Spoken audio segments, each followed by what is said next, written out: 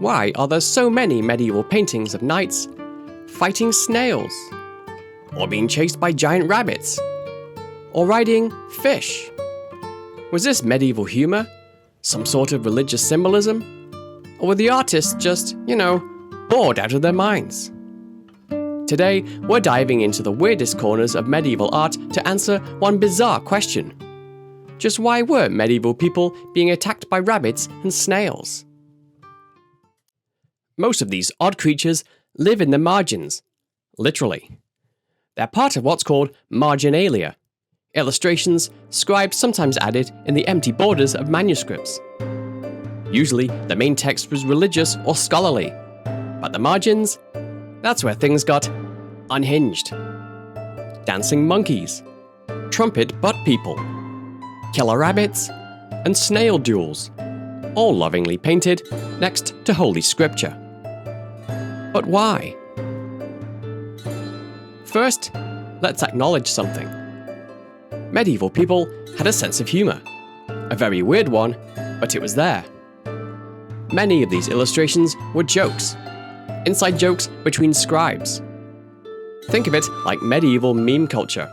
A bit of absurdity to break up the monotony of copying the Psalms for the 400th time.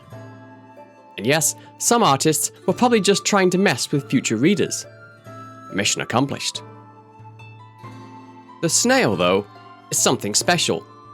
Knights are always fighting them, but the snail never attacks. It just sits there. And the knight? He's terrified. Scholars have debated this for centuries. Some say the snail represented cowardice, others, the slow but inevitable approach of death. Another theory? The Lombards, a medieval group hated by the church, were mocked in art as snails. Or maybe the snail was just a stand-in for something unstoppable, no matter how brave the knight. And then there are the rabbits. But these aren't cute, fluffy bunnies. These rabbits are armed and angry. They chase, stab, and execute people. Why? This is what's called world-turned upside-down imagery, common in medieval humor. A rabbit defeating a hunter, a snail scaring a knight. It's all about flipping expectations. Satire, absurdity. Some see it as mocking the nobility, like, even a bunny could beat this guy. Not every image had a deep meaning. Sometimes, the artist was just bored. Imagine spending months copying a Bible by hand, in a cold stone room with no breaks. You draw something weird too. In fact, Marginalia may have been an early form of creative freedom for scribes, a chance to express themselves, or just blow off steam. So what do killer rabbits and giant snails really mean? Maybe nothing. Maybe everything. But they remind us that medieval people weren't always serious. They laughed, they joked, and sometimes they doodled absurd monsters in the margins of holy books, just because they could.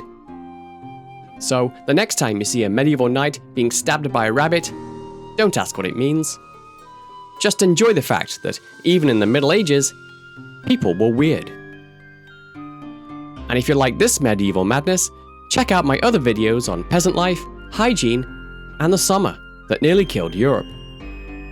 Like, subscribe, and remember, never underestimate a rabbit with a dagger.